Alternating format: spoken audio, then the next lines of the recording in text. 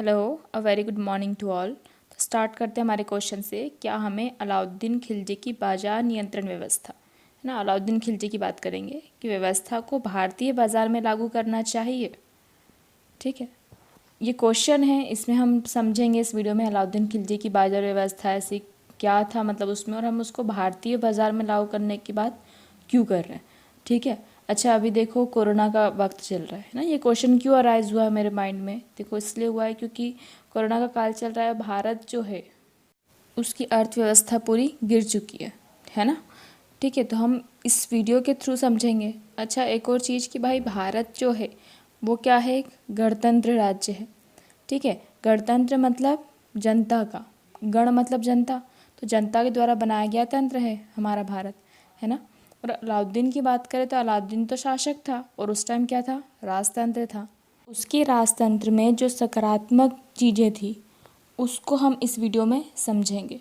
ठीक है, देखो भाई, राजतंत्र हो या गणतंत्र, मेन कौन है, जनता है ना। जनता का भला तो करना पड़ेगा, और जिसमें जनता का कल्याण है मतलब वो गणतंत्र है। ठीक है, और कोरोना के काल में भाई हमारा देश भी संकट की स्थिति में है। ठीक है, और हमारे संविधान जो है उसमें भी प्रावधान मिलता है ना। हमारे संविधान में प्रावधान किया गया है कि भारत जो है भाई वो संघात्मक है। ठीक है, अब संघात्मक तो है परंतु संकटकालीन स्थिति में वह एकात्मक रूप धारण कर सकता है ना। कुल मिला के ये बोल सकते हैं कि राज्य और संघ जो है उसमें संघ को अधिक शक्तिशाली बनाया जा सकता है। ठीक है, यहाँ पे मैं देखो ये बात नहीं कर रही हूँ कि राज्यों पे तुम अपना अतिक्रमण कर लो या फिर राज्य की शक्तियों को छीन लो। यहाँ पे केवल उनकी बात कर रही हूँ कि संघ द्वारा कुछ आदेश और निर्देश राज्य के लिए जारी किए जाएं। ठीक है, जो कि हमारी अर्थव्यवस्था को सुचारू रूप से चलाने में सहायक हो।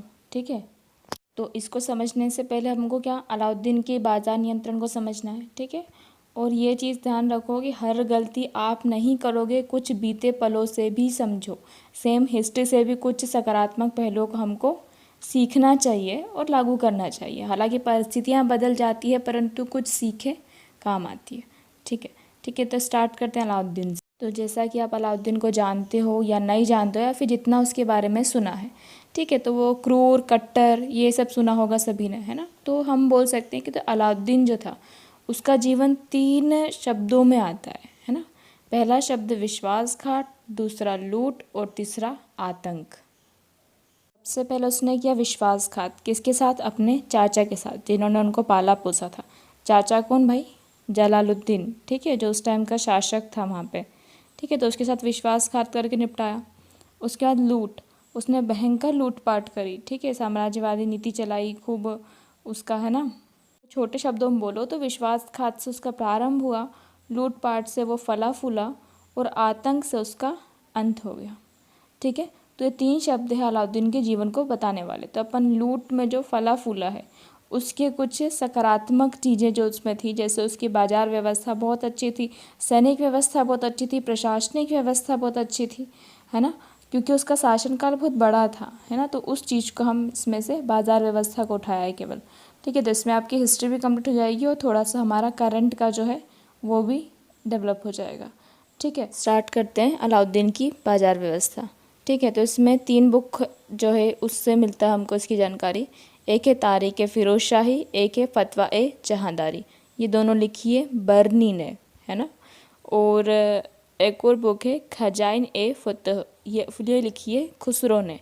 ठीक है, इसमें पहले हम अलाउद्दीन के बारे में समझेंगे जिससे हिस्ट्री क्लियर होगा, उसके बाद भारत के संदर्भ में देखेंगे उसी को। ठीक है, तो पहले तो ये बताओ भाई कि अलाउद्दीन ने बाजार व्यवस्था क्यों करी, है ना। कुछ तो कारण होगा।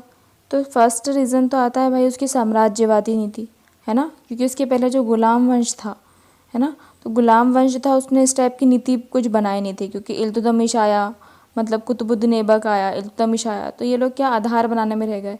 ठीक है, तो इन लोगों ने जब क्लियर आधार बना दिया तो इसका अब काम क्या है, उसका साम्राज्य विस्तार करना। ठीक है, तो साम्राज्य विस्तार करोगे भाई तो उस पर कंट्रोल भी उतना ही करना पड़ेगा, इतना बड़ा जो रहेगा, है ना। तो उस पर कंट्रोल करना और उसमें जनसंख्या भी उतनी रहेगी, फिर जितना बड़ा एरिया उतनी बड़ी जनसंख्या। ठीक है, तो उन पे कंट्रोल करना और उस जनसंख्या को जीवित रखना, है ना। तो उसके लिए बाज़ार ज़रूरी है ना। इसके लिए उन्होंने किया। बाज़ार क्यों ज़रूरी है ना, क्योंकि देखो दो चीज़ होती है जीने के लिए, तीन होती है वैसे, रोटी कपड़ा मकान। तो रोटी कपड़ा अपन को दोनों कहाँ से मिलेगा, अपने बाजार से मिलेगा, है ना। और अपन ने देखा था भाई कि जो अलाउद्दीन था उसने क्या किया था, उसकी सैनिक व्यवस्था ही बहुत शानदार थी। ठीक है, सैनिक व्यवस्था क्यों थी, क्योंकि भाई साम्राज्यवादी नीति का था वो। उसने भयंकर आतंक मूली गाजर जैसे काटा था सबको। ठीक है, उत्तर और दक्षिण भारत पे अलग अलग उसके अभियान चले थे, तो उसके सैनिक बहुत ज़्यादा थे, है ना। और तो कम वेतन में अधिक सैनिक को रखना, तो बाज़ार में सैनिकों का रोटी कपड़ा और जनता की खुशी दोनों ही इंक्लूड कर रहा था, है ना। तो उन्होंने इसलिए बाजार व्यवस्था पर बहुत बल दिया। तो स्टार्ट करते हैं भाई। बाजार व्यवस्था में पहला पॉइंट था मूल्यों पर नियंत्रण व निरीक्षण। ठीक है, तो सबसे पहले बात करते हैं मूल्यों पर नियंत्रण कैसे किया था ना। किसके मूल्य पर नियंत्रण किया, दैनिक वस्तुओं के। उसने क्या किया, दैनिक वस्तुओं की एक सूची बनाई, है ना। दैनिक वस्तुओं में मेनली किसकी, राशन की और कपड़े की। राशन मतलब अन्न और कपड़ा मतलब कपड़ा। ठीक है, इसकी सूची बना ली और उसके अनुसार मूल्य निर्धारित कर दिए, है ना। अब भारत की बात करें, हाँ भाई भारत ने भी जीएसटी लगाया है ना, दैनिक और राशन दोनों पे लगाया है ना, दैनिक वस्तुओं पर उसमें कुछ चेंजेस कर सकते हैं क्योंकि अभी सिचुएशन परिस्थितियाँ बदली हैं। ठीक है, तो उसमें क्या चेंजेस हो सकते हैं, है ना। फिर उसके बाद आता है अपना निरीक्षण। ठीक है, तो निरीक्षण के लिए अलाउद्दीन के उसमें क्या था, एक था विभाग था, उसका नाम था दीवान ए रियासत। देखो दीवान जिसमें आ गया मतलब समझ लो वो क्या है, विभाग। ठीक है, तो दीवान ए रियासत एक विभाग था, उसके अंतर्गत अनेक विभाग थे और उसमें पदाधिकारी थे। ठीक है, तो मेनली इसमें तीन थे।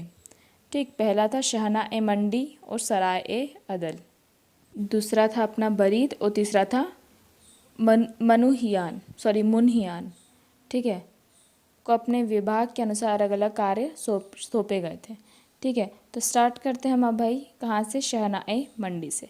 ठीक है, अच्छा मंडी मतलब इसमें मेनली अपन अनाज की बात करेंगे, है ना, मंडी में। और सराय ए अदल में हम वस्त्र की बात करते हैं। ठीक है, तो चूँकि हमने पढ़ा दो चीज़ ही थी, दो की बात करेंगे, राशन और कपड़ा, है ना। तो देखो इसमें क्या था, अपन ने पढ़ा कि जो शाहना ए मंडी था और सराय अदल था, मेनली जो होते हैं बाज़ार के निरीक्षक होते हैं। ठीक है, बाज़ार के निरीक्षण मतलब बाज़ार का निरीक्षण का काम करते हैं। ठीक है, उसकी बाज़ार की पूरी सूचनाएं इनके पास रहती है, प्लस में उन किसानों या व्यापारियों का पंजीकरण करना भी इनका काम है। ठीक है, पंजीकृत जो व्यापारी है उन्हीं को अनुमति थी किसानों से अन्न खरीदने की। कुल मिलाकर जो मध्यस्थ के बीच के लोग थे जो किसानों का शोषण करते थे, उनको इसने निपटा दिया।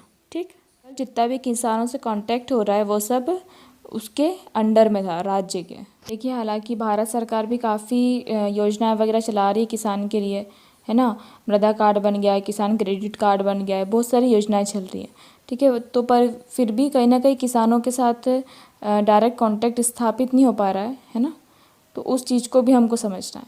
ठीक है, तो हम कहाँ अलाउद्दीन का पढ़ रहे हैं पहले। ठीक है, तो देखो ये शाहना ए मंडी और सराय अदल में जो अधिकारी थे, तो उसमें यह था कि भाई बाज़ार में तुम निरीक्षक हो, है ना, तो बाज़ार में अगर कोई भ्रष्टाचार करता है तो उस पर मुकदमा तुम खुद ही कर सकते हो। ठीक है, तुमको न्यायालय जाने की ज़रूरत नहीं है, शीघ्र उस पर कार्रवाई कर सकते हो। ठीक है, उससे जल्दी न्याय मिल जाएगा भैया, क्योंकि किसानों को तो बेचारे उनका चप्पलें घिस जाती है, न्याय नहीं मिलता। ठीक है, तो पंजीकृत ही रहेंगे तो किसानों से न्यूमेरिकल कांटेक्ट भी रहेगा, है ना। अच्छा उसके बाद देखो एक और चीज़, खालसा की बात करें, जो खालसा भूमि थी, ठीक है, तो खालसा भूमि और मतलब या जो अनुदान की भूमि है ना, उस टाइम खालसा भूमि मतलब जो राज्य के अंडर में आती है, अनुदान मतलब जो राज्य पोषित है। तो उस भूमि पे भी क्या किया था अलाउद्दीन ने कि वो पहले के राजा क्या करते थे, उससे कर लेते थे, है ना। उसने क्या किया था, बहुत सारे अमीरों की भूमि जो थी उनको खालसा में परिवर्तित कर दिया था, और प्लस में जो कर लेते थे तो कर की जगह पे उसने क्या लिया, अनाज लिया। बोला कि भाई तुम कर मत दो, जो भूमि है उपजाऊ भूमि है तो हमको अनाज दे दो। इस संदर्भ में देखें तो जो राज्य अनुदान प्राप्त है या प्राप्त करता है या कर लेता है उससे केंद्र, तो उसमें हम क्या कर सकते हैं भाई, कर के स्थान पर आप अनाज दे दो। जिस राज्य में अनाज कम है तो वो कर ही दे दो। ठीक है, तो इस टाइप की थोड़ी सी कंडीशन हम बना सकते हैं। पास उपजाऊ भूमि है तो वो अनाज के रूप में कर दे देगा हमको, है ना। तो इस चीज़ को हम लागू कर सकते हैं कि धन न देते हुए आप अनाज दे दो उन राज्यों को जहाँ मतलब पास के राज्यों को जिसके पास अनाज नहीं है या फिर उसकी अनुपलब्धता है। ठीक है, उसके बाद जो सराय ए अदल, ये अपने शहनाई मंडी पड़ा। ठीक है, तो सराय ए अदल जो था उसमें मेनली वस्त्र वगैरह थे, है ना।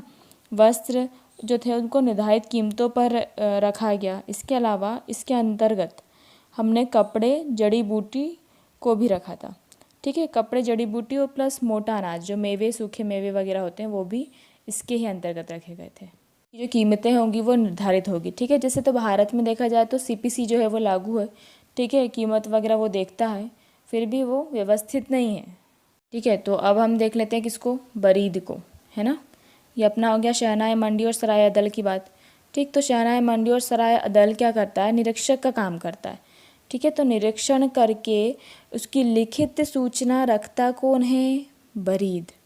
ठीक है, ये पूरी सूचना इनके पास रहती है, उसको लिखित रूप में कौन रखेगा, बरीद रखता है, पूरा लेखा जोखा।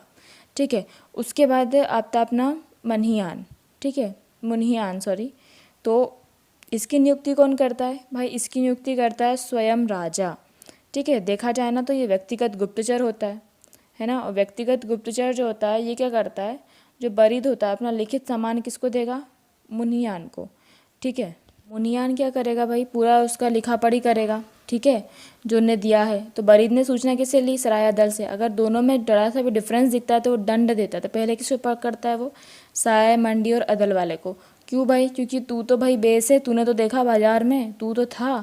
ठीक है, बरीद ने तो फिर भी लिखा है, और बरीद किससे मिलता, तो दंड मिलता है। ठीक है, तो ये दंड की व्यवस्था बहुत कट्टर व्यवस्था थी। ठीक है, और व्यक्तिगत गुप्तचर था तो वो तो देखता ही था। ठीक है, क्योंकि उसने इधर उधर कुछ किया तो उसको तो डायरेक्ट मृत्युदंड मिल ही जाता था। ठीक है, तो ये उनकी बाजार व्यवस्था थी। इसमें पदाधिकारियों को भी उचित दंड की व्यवस्था थी। ऐसा नहीं है कि तुम अधिकारी हो तो तुम पे कोई मुकदमा नहीं चल सकता। ठीक है, सेकंड आता है अपना भैया वस्तुओं या फिर अन्य की पूर्ति। ठीक है, अपन ने क्या करा भाई, मूल्य निर्धारित कर दी। ठीक है, अलाउद्दीन जानता था कि मांग और पूर्ति के नियम के आधार पर वस्तुओं का मूल्य स्थायी नहीं रह सकता। ठीक है, तो उसने क्या किया था, मांग के आधार पर पूर्ति और वितरण को देखा। ठीक है, लाइन समझ नहीं आए तो एक बार फिर से रिपीट करके देख लीजिए आप। ठीक है, तो हम सबसे पहले देखेंगे भाई उसने पूर्ति कैसे करी। ठीक है, तो उसने आदेश दिया, है ना। तो वैसे हम संघ को आदेश देने की बात कर रहे हैं, राज्य पे वो अतिक्रमण की नहीं बोल रहे हैं। ठीक है, तो आदेश दिया उसने क्या, अलाउद्दीन ने। पहला तो ये दिया कि सरकारी गोदामों में अधिक एकत्रण हो। उसने क्या किया, राज्य में बहुत सारे गोदाम बनाए। देखो भारत की बात करें तो भारत में भी गोदाम तो बहुत सारे हैं, पर वो व्यवस्थित हैं क्या, नहीं है, अनाज सड़ जाता है वहाँ पे। ठीक है, इस केस में ऐसा सिचुएशन नहीं थी, तो उसमें एकत्रीकरण हो रहा था हमारा। ठीक है, गोदाम का। सेकंड आएगा खालसा भूमि कर। तो खालसा भूमि अभी समझाया था अभी आपको मैंने ना, तो उसमें अनाज के रूप में लिया उसने। ठीक है, तीसरा उसने किसान की उपज जो थी उसके अनुसार नियमित खरीदारी करी, है ना।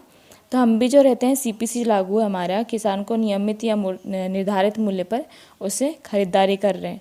ठीक है, उसके बाद जो निजी अन्न का एकत्रीकरण होता है ना, तो उस टाइम अलाउद्दीन ने उस पर प्रतिबंध लगा दिया। ठीक है, हम लोगों ने नहीं लगाया ऐसा, है ना। और उसके बाद ऐसा था अलाउद्दीन के टाइम कि भाई जो निजी था वो आवश्यकता अनुसार ही रखेगा अन्न, और शेष जो है वह सरकार को हस्तांतरित कर देगा। ठीक है, अब हमने सरकारी गोदामों में अनाज भर लिया। ठीक है, खालसा भूमि से अनाज मिल गया, किसान से अनाज खरीद लिया, और निजी के शेष से अनाज मिल गया। ठीक है, तो अनाज कितना सारा हो गया हमारा। ठीक है, तो इससे क्या हो गई, हमारी पूर्ति हो गई, मतलब भाई अनाज तो आ गया हमारे पास। ठीक है, अगर कोई उल्लंघन करता था तो उसके लिए कठोर दंड की व्यवस्था की गई थी। ठीक है, बहुत कठोर दंड थे, क्योंकि भाई आदेश दिया है और कोई उल्लंघन करेगा तो दंड तो होना ज़रूरी है। ठीक है, तो ये कठोर दंड की व्यवस्था, तो ये हमारी हो गई पूर्ति। अब दूसरा आता है हमारा वितरण। ठीक है, अब वितरण कैसे करोगे भाई, मोदी ने क्या किया था, उसके राज्यों की जनसंख्या के आधार पर वितरण किया था। ठीक है, मतलब जितनी जनसंख्या थी ना, सबके राशन कार्ड बनवाए। ठीक है, वो जनसंख्या के हिसाब से वहाँ पे गोदान, जो सरकारी राज्य के अंडर में गोदान बनना है। ठीक है, जनसंख्या रहेगी उतना राशन दिया जाएगा। ठीक है, तो भारत में भी देखा जाए ना तो बहुत सारी योजनाएं चल रही है वितरण के लिए, जैसे पीडीएस हो गई, है ना, टीपीडीएस हो गई, अपनी आंगनवाड़ी हो गई, मिड डे मील हो गई, है ना। हालांकि कोरोना सब इफेक्ट हुए हैं तो इससे वितरण चल रहा है। हमको क्या करना चाहिए, हमको भी जनसंख्या के आधार पर इन सभी को चलाना चाहिए। ठीक है, हम आर्थिक आधार पर चला रहे हैं। अब जनसंख्या के आधार पर चलाओगे भाई तो संघ नहीं चलाएगी। हम किसको बोल रहे हैं भाई, संघ जो है वो राज्य को आदेश दे। ठीक है, राज्य का आदेश देगी तो ये जनसंख्या वाला काम कौन करेगा, अपना सीएम करेगा। ठीक है, उसके निर्धारित जगहों को चूज़ करेगा, उनका राशन देखेगा, उस पर गोदान निर्मित जो उनको व्यवस्थित करेगा। ठीक है, तो और मूल्य को निर्धारित करेगा। क्लियर है, तो हम अपने भारतीय बाजार में इसको जोड़ सकते हैं। इससे क्या फ़ायदा होगा, राशन कार्ड में जितने लोगों का नाम रहेगा उतने ही लोगों का अनाज उसे दिया जाएगा। ठीक है, अभी वितरण की बात चल रही है, जैसे हमारे मोदी जी बोल रहे हैं। ठीक है, और गोदान जो बने हुए हैं उनको व्यवस्थित किया जाए, अनाज सड़ना नहीं चाहिए। क्लियर, तो ये हमारे वितरण में जोड़ सकते हैं। जैसे कि इसके पहले मैंने बताया था, एक राज्य से दूसरे राज्य में भेज सकते हैं, जिसमें ज़्यादा अन्न है वो दूसरे राज्यों को अन्न भेज दें। ठीक है, तो सहयोग का समय है तो हमें ये अवश्य करना चाहिए। ठीक है, हमारी वितरण प्रणाली में थोड़े से चेंजेस कर सकते हैं। ठीक है, अच्छा, इन सब के लिए अब भाई दंड की व्यवस्था उचित होना चाहिए, क्योंकि दंड जब तक नहीं मिलेगा तब तक कोई समझेगा नहीं। ठीक है, अब दंड से याद आता है एक वर्ड अपना, भ्रष्टाचार, है ना। तो अब नेक्स्ट पॉइंट आता है अपना भ्रष्टाचार पर नियंत्रण। ठीक है, तो भ्रष्टाचार पर नियंत्रण बहुत कम था इस टाइम पे। क्यों कि हमारे जो अलाउद्दीन थे उनने क्या व्यवस्था करके रखी थी कि भाई जो जितना कम तोलेगा उतना उसका मांस निकाल लिया जाएगा। ऐसा हम कर सकते हैं कि हमारे गणतंत्र में नहीं कर सकते, भी हम उचित दंड की व्यवस्था तो कर ही सकते हैं।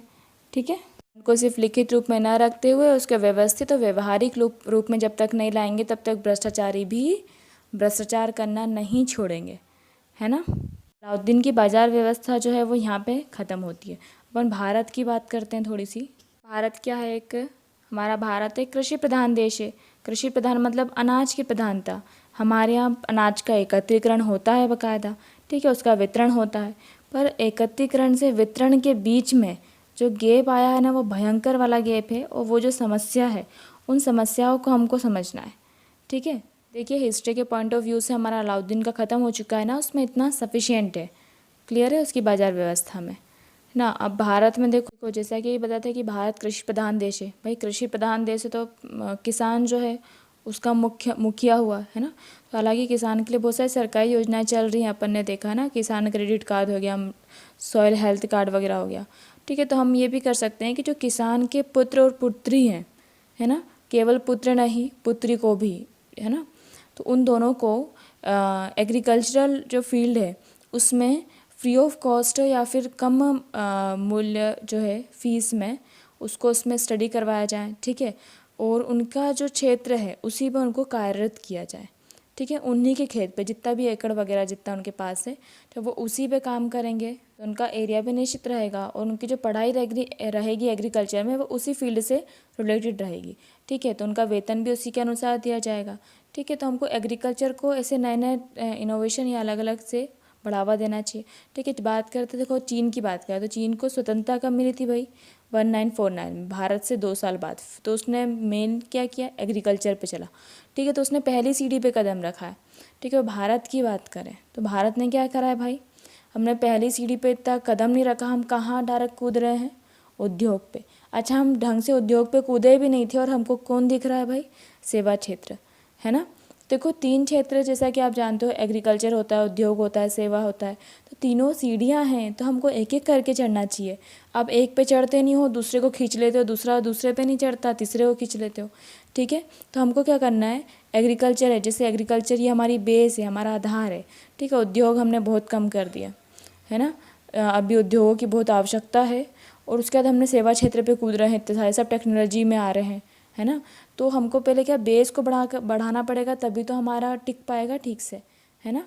तो देखिए किसान का एक है ना सेपरेट कार्ड होना चाहिए, उसके पुत्र और पुत्री के लिए अलग से संरक्षण होना चाहिए। इसमें हमारे आरक्षण का बेस जो होता है वो जाति पात ना होकर क्या होना चाहिए, आर्थिक आधार होना चाहिए। इसमें किसानों के लिए अलग से प्रावधान किया जाना चाहिए। ठीक है, एक बनना चाहिए।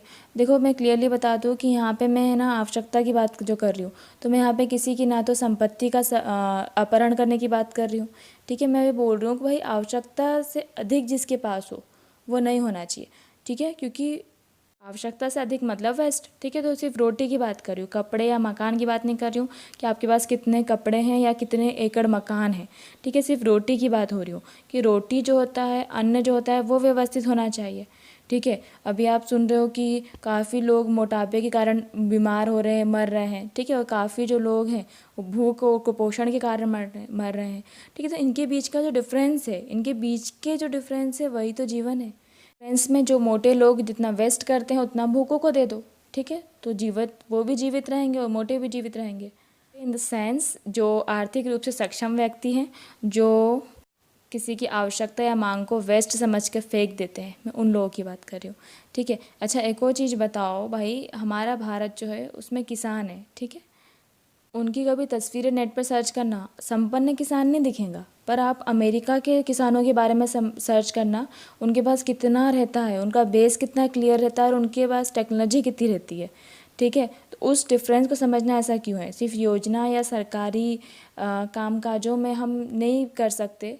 हमें मेनली किसानों की आवश्यकताओं को शिक्षित करना है, ठीक है। उसके लिए किस चीज़ की आवश्यकता पड़ेगी वो ध्यान रखना है। अच्छा, ये एक और चीज़ जो है, जो अलाउद्दीन से हमको सीखने को मिलती है। अलाउद्दीन ने क्या किया था, धर्म और राजनीति को अलग रखा था। उसके पहले जितने भी राजा हों थे ना, वो सब धार्मिक थे, मुस्लिम थे, कट्टर मुस्लिम, पर इसने धर्म राजनीति को अलग रखा था, योग्यता को विशेष बल दिया था। तो ये चीज़ हमारे भारत में आज भी लागू होती है। तो भाई आप राजनीति को राजस्व का केंद्र क्यों बनाते हो। धार्मिक विवाद या कोई भी राजनीतिक विवाद ऊपर उठता है अगर हम किसान के विवाद को, हमारे एग्रीकल्चरल विवाद को उतना ऊपर उठाएंगे। कुल मिलाकर अगर हम ये मानसिक कड़ियों में उलझने के अलावा व्यवहारिक मानवता पे बल दें तो वो ज़्यादा काम का रहेगा, ठीक है। होप आपको वीडियो समझ में आ रही है और मैसेज समझ में आ रहा है, ठीक है। और हमारे किसान से हमारा अभिमान समझ में आ रहा है, ठीक है। तो इस रिलेटेड आपको कोई आइडिया वगैरह अगर आता है तो आप कमेंट ज़रूर कीजिए। Thank you. Stay safe, stay alive.